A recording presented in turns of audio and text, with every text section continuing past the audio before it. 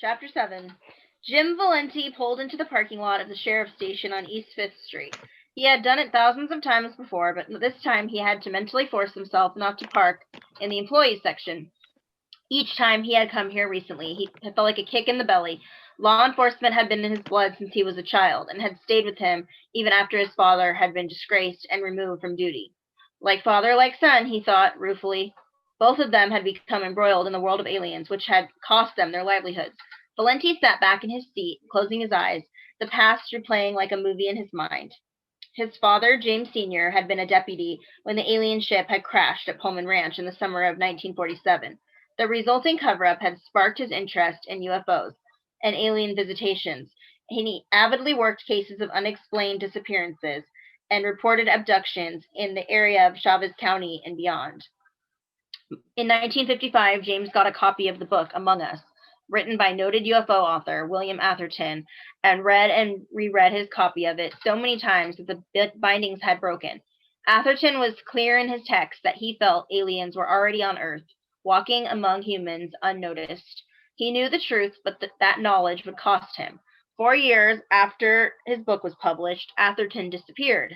UFO devotees remained convinced that he had been abducted by aliens, who sought to punish him for revealing the truth about their existence. In November 1959, James Valenti Sr. worked on a murder case that would forever alter the trajectory of his life and that of his 8-year-old son, Jim Jr. The body of a man was found in the desert, his flesh cooked from within. James had arrived at the site just before dusk, and he and others were startled to find that as the evening sky grew darker, a glowing silver handprint had become visible on the victim's chest. No other clues to the identity of the man's killer were ever found, and the murder remained unsolved to this day. But the elder James Valenti never forgot it, nor did he stop looking for signs of aliens, even when it weakened his credibility as the town's sheriff. Brendan, by the way, went live just now as I'm reading. I'm like, of course, but I'll have to watch it later. I know, I just saw the notification. So, like, really? Right now? Right now, in the middle of our book read? Thanks a lot. Okay, let me find my place again, because he distracted me from what I was doing. Yeah, he saves those lives, so let's not worry. Yeah, no other clues to the identity of the man's killer were ever found. Okay, and their murder remained unsolved to this day. But the elder James Valenti never forgot it, nor did he stop looking for signs of aliens, even when it weakened his credibility as the town sheriff. His enthusiasm rubbed off on his son. Many times they would take fishing trips or go camping, not for the recreational experience, but rather for the chance to explore the lands around Roswell and the skies above it, searching for evidence of otherworldly visitations. Young Jim became intimately familiar with the Eagle Rock military base outside of town, looking in from the perimeter fence. He wouldn't actually enter the base until years later. Jim had just turned 22 when his family's world came crashing down around him.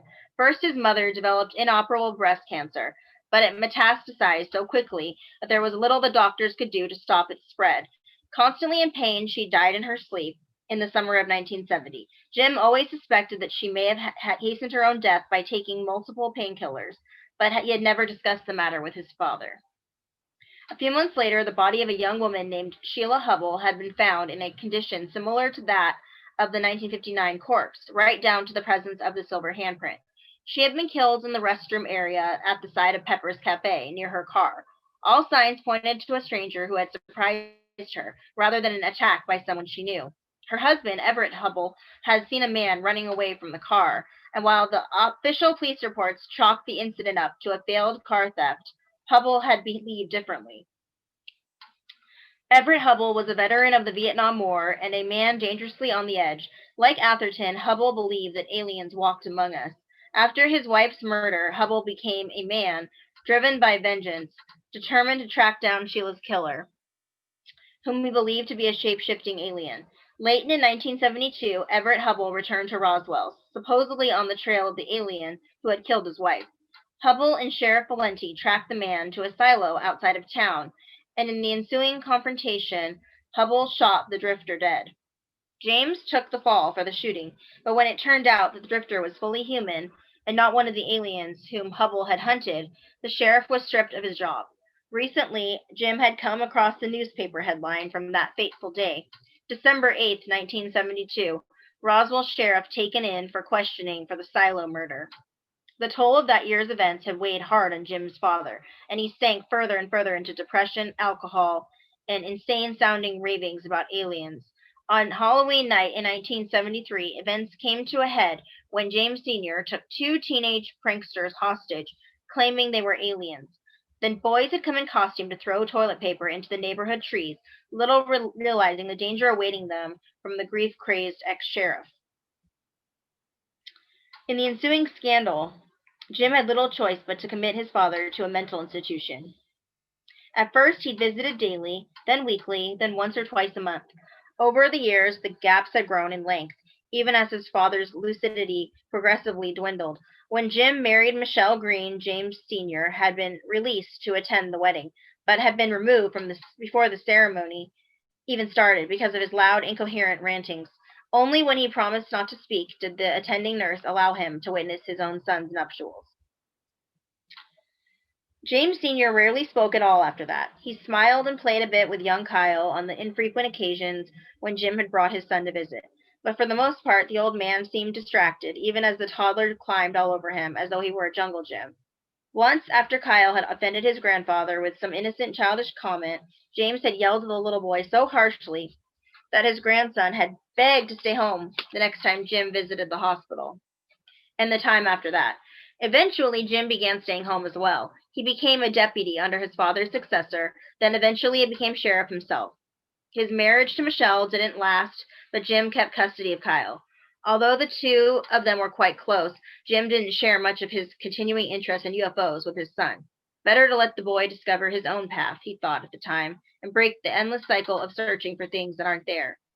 And then, almost 2 years ago, Jim's life had taken another detour, this time straight into the Twilight Zone. A man had fired a gun inside the Crashdown Cafe, striking young waitress Liz Parker in the belly. Or so some eyewitnesses had claimed. They'd also sworn that Max Evans had put his hand over the wound, and that Liz had gotten up shortly thereafter, apparently unharmed. The only trace of the gunshot was some powder residue soaked in ketchup, a splatter of blood on her dress, and a glowing silver handprint on Liz's abdomen.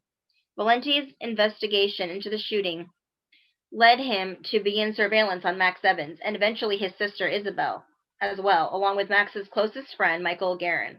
All the threads of Valenti's past began to converge then, leading him to visit William Atherton's old home, a geodesic dome in Marathon, Texas.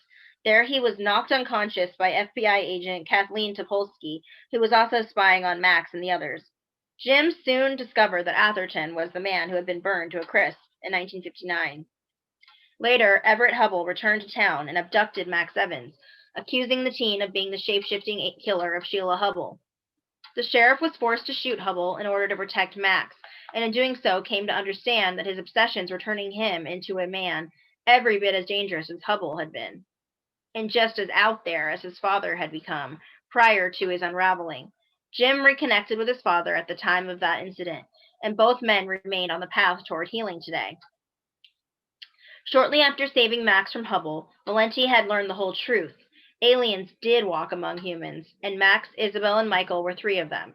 Aware that government forces were suspicious of an alien presence in Roswell, Valenti began to act as the teen's protector. In his eyes, they were innocents, deserving of the same rights as any other law-abiding citizens. But because he shared their secret, and because their very existence validated virtually everything he and his father had ever believed about extraterrestrial life, Jim Valenti felt closer to the so-called Pod Squad than he cared to admit. His allegiance had gotten him into trouble, both by causing him to bend the rules on the job and by straining his relationship with his own son. Kyle also learned of the alien presence the hard way. During an altercation with a government operative at the UFO Center, Valenti accidentally shot Kyle, forcing Max to use his healing powers to save him. Now Jim was even more indebted to Max than the others, which had affected his professional and ethical decisions, even as the web of alien conspiracy around Roswell continued to tighten.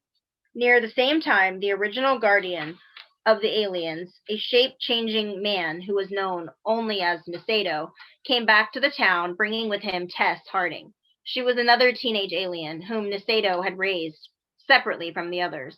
After Macedo's death, Valenti had taken Tess into his own home, where she'd live with him and Kyle until her recent departure from the planet. But protecting the 4 alien teens had proved too hazardous for Valenti. Earlier this year, he had been forced out of his job as sheriff, just like his father. No, not like Dad. I was fired for protecting the innocent. But in his heart, Jim knew the truth. He had transferred his obsession with UFOs over to the alien quartet. Even his relationship with Kyle was suffering because of his commitment to Max and his friends. How could he expect that his career wouldn't have suffered as well?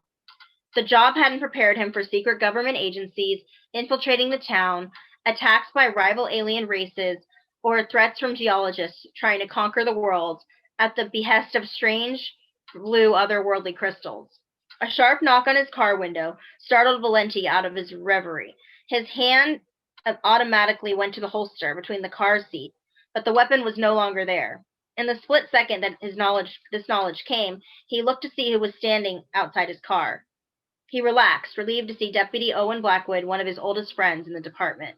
The tall, dark-haired Mexico Indian grinned down at him, his thumbs hooked into his leather duty belt. "You okay there, Jim?" Blackwood asked as Valenti rolled down the window. "Yeah, thanks, Owen," Jim responded. "I was just reminiscing. Coming back here tends to do that to me." He unbuckled his seatbelt and exited his vehicle. "Yep," Blackwood said simply. The taciturn deputy held out his hand. Valenti shook it vigorously. "So you know why Hansen called me in? We retrieved a body out near Ten Pipe Bluff this morning. I think he wants to get your thoughts on it." Jim nodded, shifting his jaw a bit so as not to clench his teeth. "Ah, well, I've got nothing better to do with my life these days than help the sheriff's department out with their cases," he said, trying to keep the bitterness out of his voice. Blackwood looked a bit uncomfortable. "You got a new job yet, Jim?" Valenti looked away quickly. "No, not yet. It's, well, you know." "Yeah," Blackwood added. "Well, I'll keep my ears open for anything interesting." He cleared his throat, then offered, "Maggie and I want to have you and Kyle out for supper some night. You up for that? You be up for that?" Sure, Jim said, nodding. He gestured toward the station. "I'd better get in there. I'm sure Hansen's waiting." "Good to see you again, Jim," Blackwood said, then shook his hand a final time and headed back toward his Jeep. Valenti watched him go, wistfulness filling his heart. He looked back toward the station, willing his legs to start walking. "Gotta go in sometime, and it's not like I'm being charged with anything." But hearing that a new corpse had been discovered in the desert made him shudder just a bit, even in the hot desert air. Walking into the station's familiar, somewhat run-down confines, unarmed and wearing casual civilian clothes, made the former sheriff feel positively naked. Valenti nodded in a greeting to Nicole Fieldstein, who was seated behind the reception desk. She gave him a wave, but since she was on the phone, she just pointed him towards his old office. Jim knocked on the door jamb to Hansen's outer office. Valenti decided to play it dumb, not letting on what he knew until after he saw the cards Hansen played. "Knock, knock, Randy. You want to talk to me?" "You wanted to talk to me?" Hansen stood up and moved around his desk towards Valenti, his body language clearly showing that he wasn't inviting his former boss in.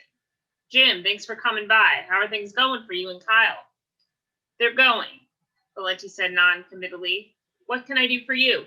"Well, we got a bit of a mystery in our hands with this body we found, and I think you might be able to help some, if you don't mind, of course."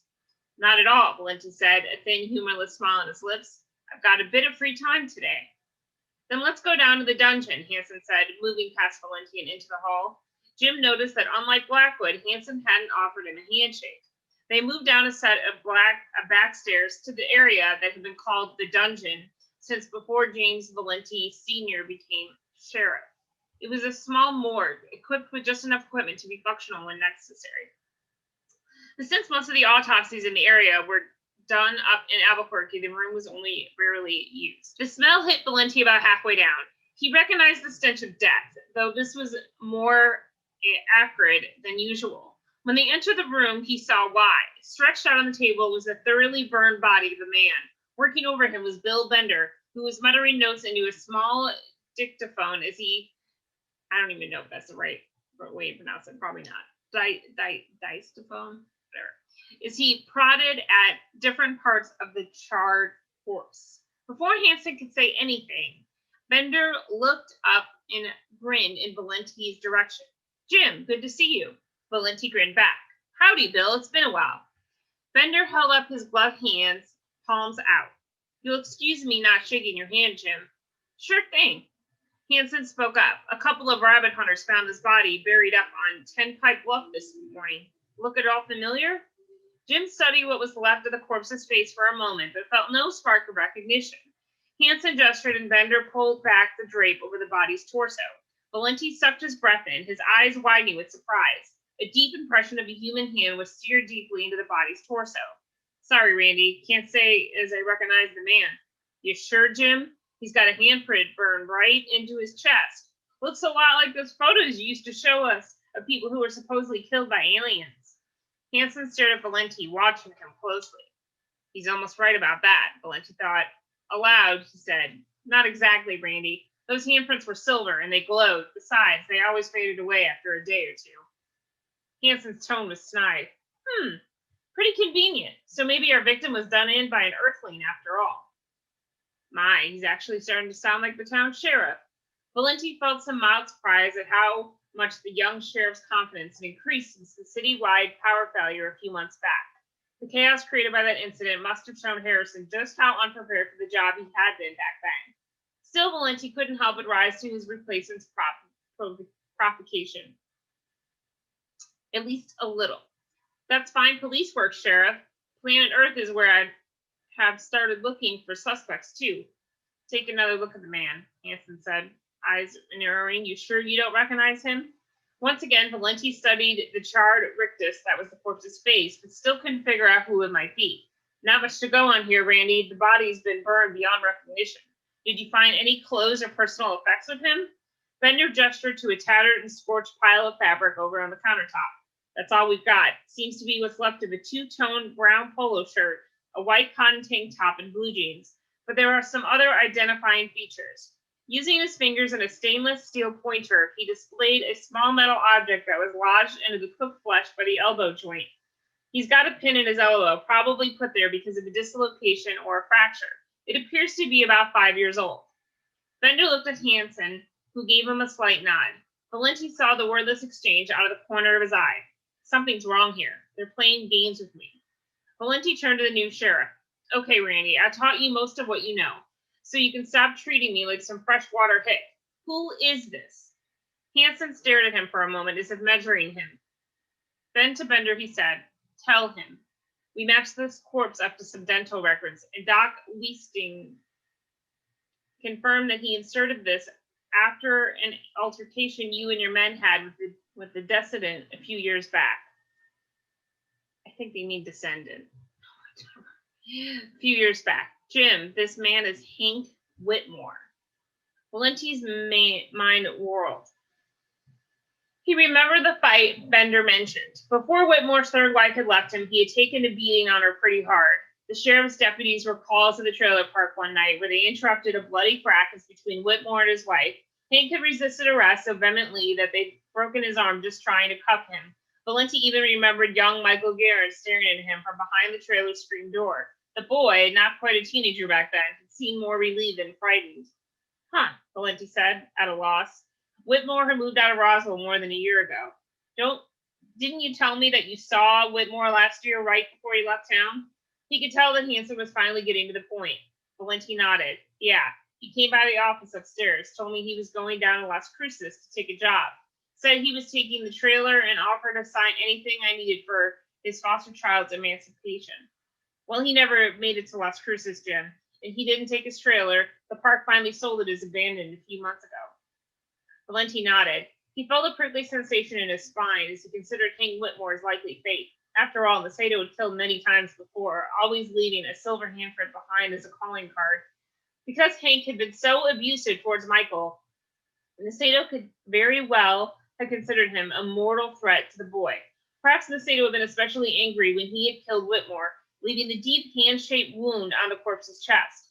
And Macedo was a shapeshifter. Maybe he came to my office posing as Whitmore as a way of covering his tracks. After all, who will go looking for the corpse of a man everybody believes is still alive? But Valenti knew that the explanation would never be believed, even if he were to reveal the truth of it.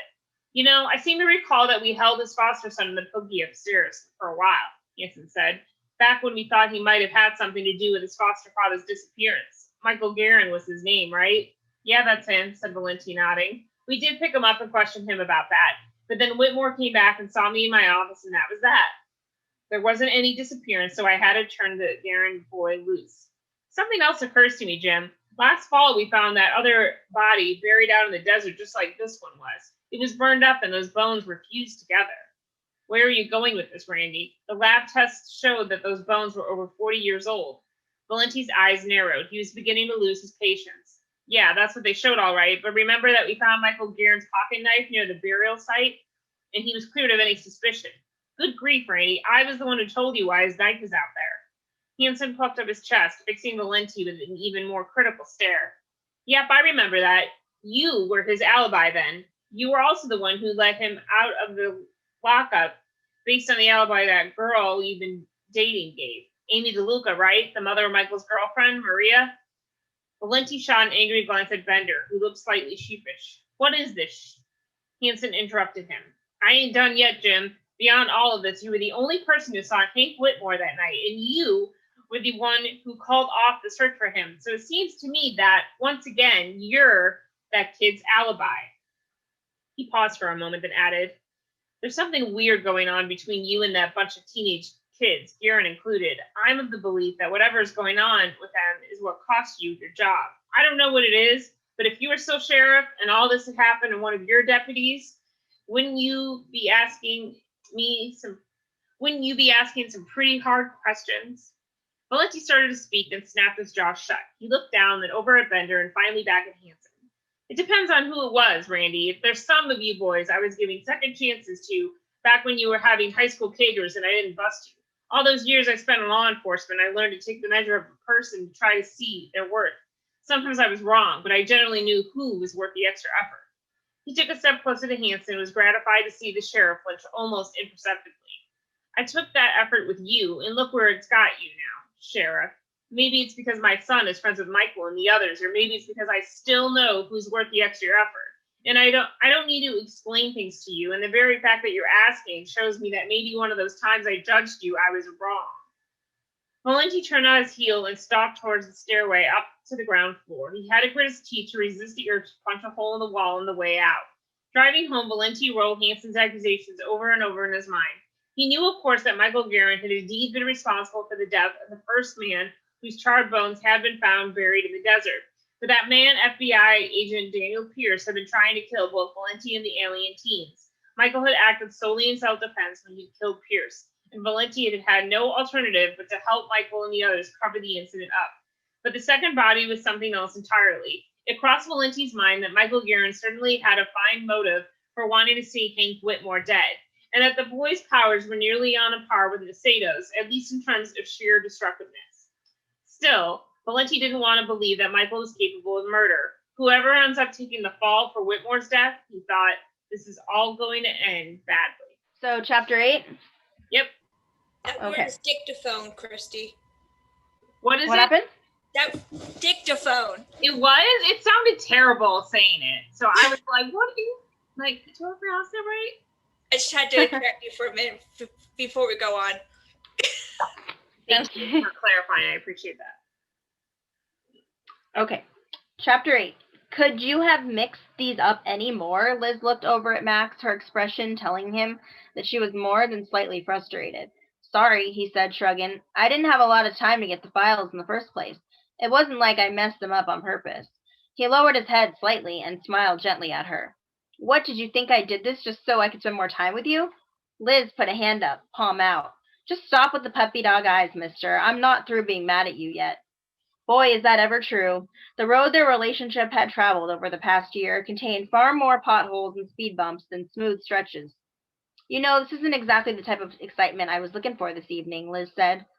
It's not evening yet, either, Max said, grabbing a handful of the files himself and matching file folder names with the clippings they had contained before he dumped them into his Chevy. We'll have a nice night together after we get done with this, I promise. Fine. But this wasn't quite the lunch break I was looking for either, she said, still pouting slightly. But these files may contain the key. The key to everything, she said, interrupting him. How many times have I heard that one before? Are all aliens such drama queens? Now you're stealing lines from Michael. She finished reassembling the contents of one stack of folders and plopped it onto the table. She sat back in the chair, leaning it backward on two legs. I'll work on getting some new lines, Max said good-naturedly. He grabbed the diary and notes from Charles Dupree and set them on the corner of the table, out of the declining afternoon sunlight. He pulled one sheet of paper out and pushed it toward Liz. This is the list of people mentioned by Dupree in his notes. I need your help in checking whether any of them correspond to the names in these files. Liz leaned back and took the list, scanning it quickly. How can we be sure that any of these people have anything to do with your genetic codes? We can't be, Max said, but there's a good possibility that some of them might, given that Michael's DNA appears to have come from Dupree. I can't imagine the ship was abducting humans for all that long. There would have been a lot more eyewitnesses.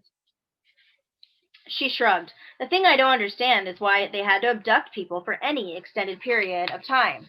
Why didn't they just abduct several human beings one day, land the ship, then drop the pod squad off in that cave to gestate until it was time to hatch? Max put on an exaggerated frown in response to her facetious question. You're asking me how would I know? Whatever Nasato and the other aliens were doing, I was still just some little clone zygote of my Antar self when they grabbed Dupree and the others. Maybe it took them a while to find the right DNA structure to interact with the alien RNA. I don't know. He got up and moved across the rooftop terrace toward the window to Liz's bedroom. Now where are you going? Liz's voice went up half an octave. I'm not going to do all the research work on my own. You always do. Hey, Max said softly, interrupting her. I was just going to put some music on while we work. He sat on the windowsill. Oh, Liz said simply, then looked down at some of the files on the table as if they were intensely interesting. Max watched a lock of her brown hair escape from the barrette she used to keep it back while at work. Absent-mindedly, she swept it behind her ear. He loved that gesture. It was so Liz. He opened a black and red CD case, slipped the disc into Liz's portable CD player, and then punched play. As he moved back toward the table, the intro began, followed by the entrance of an ethereal female voice that sang a familiar set of lyrics. I didn't hear you leave. I wonder how am I still here. I don't want to move a thing. It might change my memory. No, Dido. Liz looked up at Max, and he grinned sheepishly at her. What? Why did you choose this song? She blustered. Because it reminds me of us, of the way things were at the beginning, Max said, of the way I wish things could still be. Liz raised her hands to cover her face, shaking her head. Arg! Listen, Max. She looked aside, then shook her head again and looked at him. I did not bring you up here with me to replay the tortured Romeo and Juliet scenes from earlier in our relationship. I brought you up here to help you research this thing.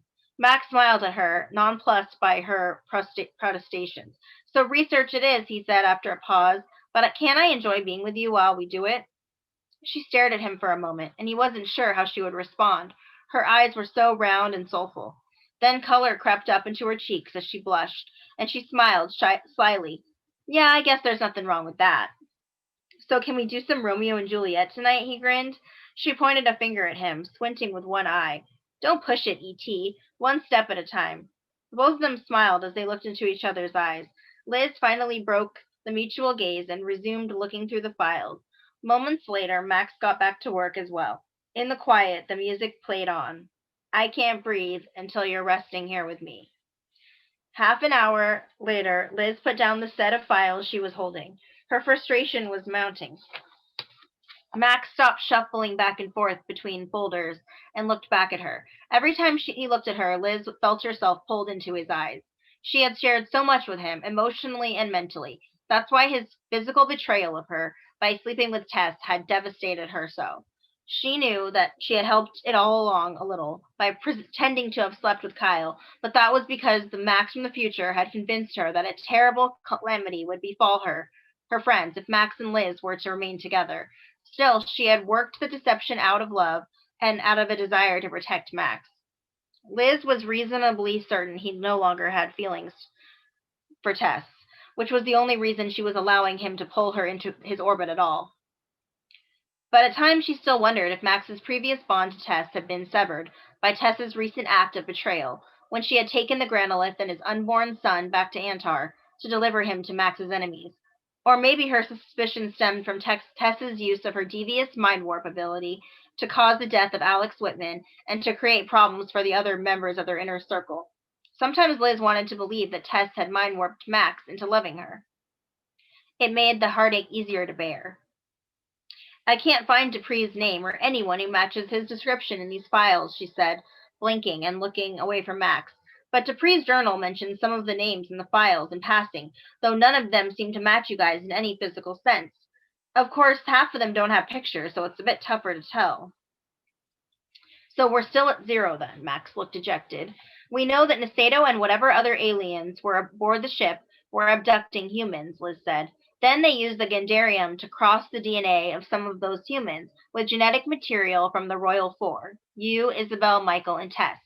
That combined DNA resulted in 2 identical sets of 4 embryos, you guys and the backup set that ended up hatching in New York. She paused for a second. Now, a new thought slowly simmering in her brain. She tried to bring it quickly to a boil. Then it came to her. We should be looking for people who don't match in these files. Max looked perplexed. Huh? Look, you didn't find any files on Charles Dupree at the UFO Center, right? Max was still puzzled. No, but that doesn't mean the files are complete. Liz held up a hand to stop him. Or it could mean that he didn't report his abductions, or the files got stolen by some of Agent Pierce's people, or any number of things. The point is, his files aren't in here. Max rolled his hand in the air, coaxing Liz to continue. So that would mean, it means we might be looking in the wrong place. We should look at who isn't in the files that is mentioned by Dupree in his diary. She looked down the list Max had given her and circled all the names that didn't have notes next to them. She raised the list in triumph. Voila! 3 names on here either don't have files or are definitely eliminated from the list of possible gene donors because of their ethnic backgrounds. That leaves us with 3 candidates, Daryl Morton, Christine Morton, and Jolene Scarston. She was the little girl Dupree mentioned several times in his journal. So how do we find them? Liz moved over toward the window. Hell, well, we don't break into the library like you guys are so fond of doing. Not yet, anyhow. First, we try the internet. As Max left the rooftop to join her inside the house, he moved in close to where she sat at the computer. She could smell him, faint sweat, the peppermint shampoo he used, and a telltale whiff of Tabasco sauce on his breath. Sweet and sour. She liked having him this close to her again, wanted to bring him closer, wanted to kiss him, but instead she started typing into the search engines and phone and address databases. Daryl Morton and Christine's names yield lots of results separately, but she wasn't able to find any matches that cited both their names. She was relatively certain that a name as odd as Jolene Scarston's would get some hits, assuming she hadn't married and changed her name. Even then, there might be early records of her. The screen refreshed and 19 citations quickly scrolled onto the screen. Bingo! You found the farmer's dog? Max asked with a smile. She shoved him back, and he fell onto the bed. Smart, Alec. I found Jolene Scarston. She clicked on the first listing, which was a notice on one of the University of New Mexico's science bulletin boards. The screen came up, and she saw that it was from the Las Cruces campus. A pang of loss shot through her. That was where Alex had been forced by Tess to decode the alien book. Liz shut her eyes for a moment, swallowed hard, and then opened them again to begin reading. Anything? Max asked, peering over her shoulder. She picked up his compelling aroma again, more strongly than usual. It appears that Dr. Jolene Scarston gave several lectures on genetics recently at the University of New Mexico at Las Cruces. One in January, another last May. She turned to Max, the closest of their faces making her ache for his kiss. She works in genetics. That's a big clue. Let's see what the other web pages say. Liz forced herself to stare back at the computer screen and clicked on other citations from the search engine. The second, third, and fourth pages were all variations on the first one. The fifth yielded new information. She's currently a professor at the University of Santa Fe, she noted. Liz clicked on the sixth citation. Her computer hung up for a moment, spinning its wheels in cyberspace. She felt Max's breath warm on her ear, and she turned to face him. Max, we need to... There are pictures, Max blurted out, pointing at the screen. A page about the university faculty party had come up, complete with several pictures of professors and other staff members. Liz read the captions as she scrolled down. As the page moved, a familiar face pixelated into view. Her hair was more gray than blonde, and the pearl earrings and dress weren't something Liz could have ever imagined her rival wearing. The photo caption labeled her as Dr. Jolene Scarston. But the woman in the picture, although clearly in her late 50s or early 60s, was just as clearly Tess Harding. Liz and Max both gaped at the screen. The room was silent except for the sultry voice of Dido singing in the background and the steady whir of the computer's fan.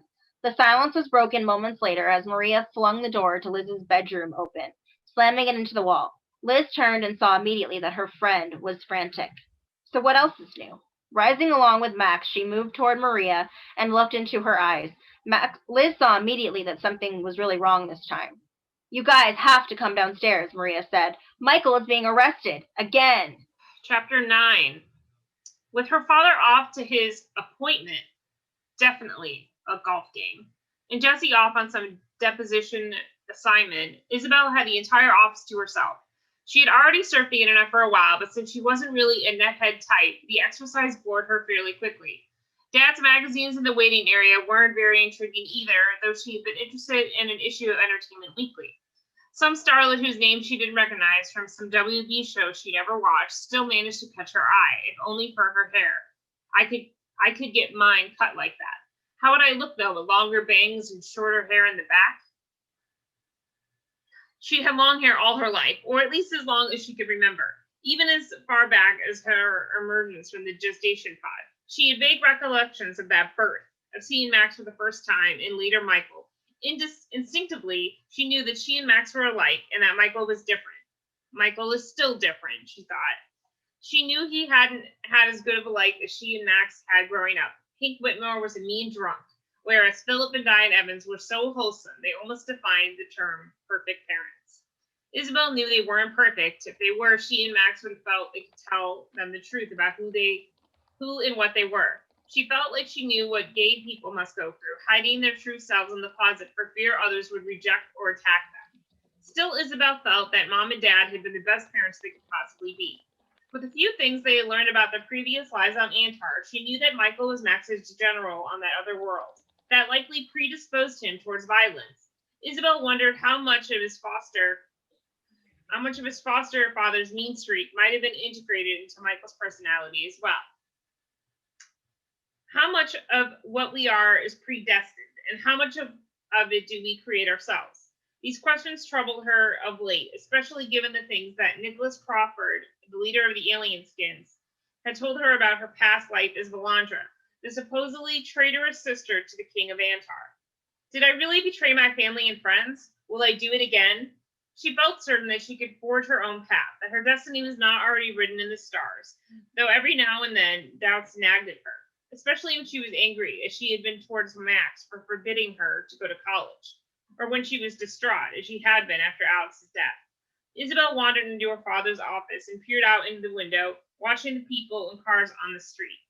Sometimes she so badly wanted to be just like them. You are just like them. The voice startled her, and she turned quickly.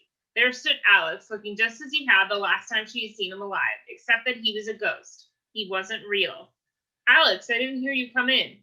He grinned, and then passed his hand through a lamp on her father's desk. Yeah, well, that's one of the perks of the afterlife. You can kind of appear wherever you want. So you are a ghost. You're not just some figment of my mind. He put a finger up to his lips as if he were thinking. Well, that's a tough question to answer, isn't it? If I'm a ghost, that means there definitely is life after death, which brings up all sorts of issues. But if I'm some expression of your conscience, it means you're actually having a conversation with yourself.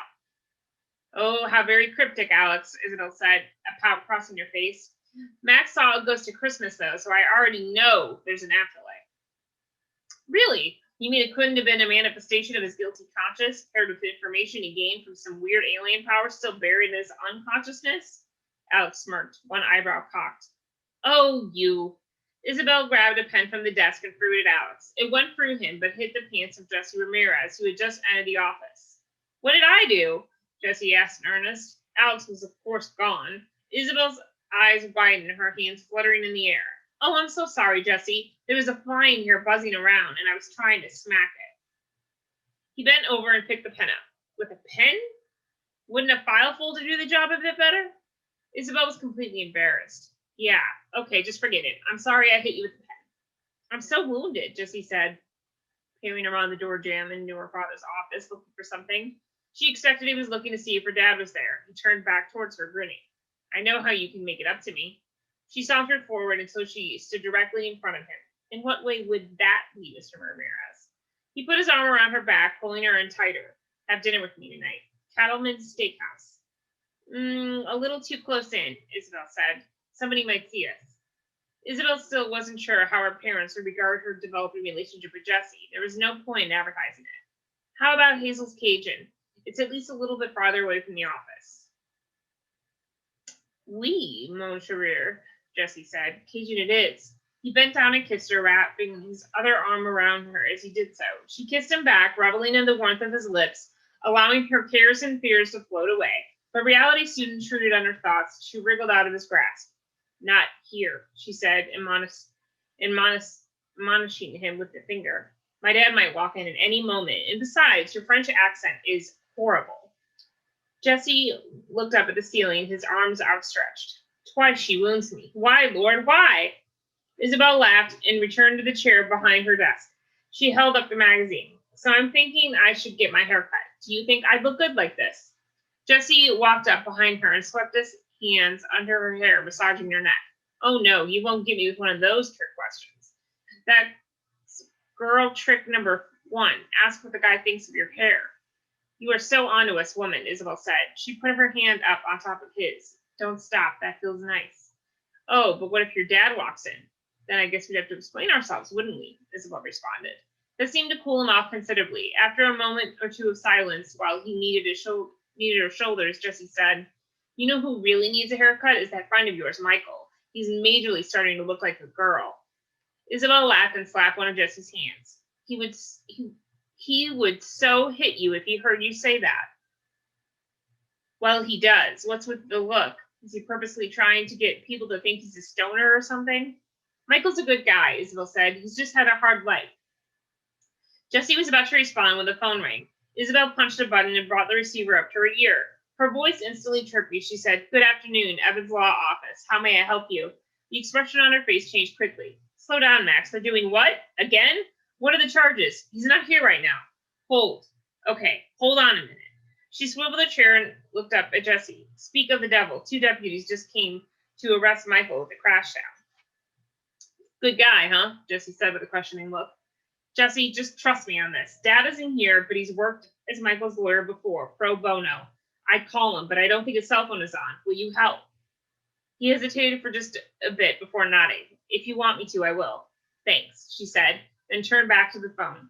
Jesse and I will get down to the station right away. Jesse Ramirez, the new lawyer. I'm sure I told you about him. Look, just tell Michael not to say, oh, he's already gone. Well, he's got a lot of experience with being arrested. He probably knows not to say or do anything stupid. Okay, Max, let me go. She hung up the phone, hastily scribbled a few words of explanation onto a sticky note, then slapped the message onto the door of her father's office, partially closing it. Grabbing her cell phone, she dialed her father's wireless number. After 4 rings, his voicemail picked up. Status, Isabel. Michael Guerin's been arrested again. Jesse, Mr. Ramirez, and I are going down to the sheriff's station now. Bye. After scooping up a pen and a yellow legal pad from her desk, she turned toward Jesse, who was waiting expectantly by the door. Thank you for doing this. It means a lot to me. She kissed him quickly on the lips, then turned towards the door. Come on, you're driving. Jesse stooped to pick up his briefcase. What did they arrest him for? Her hand on the doorknob, Isabel turned. They think he murdered his foster father.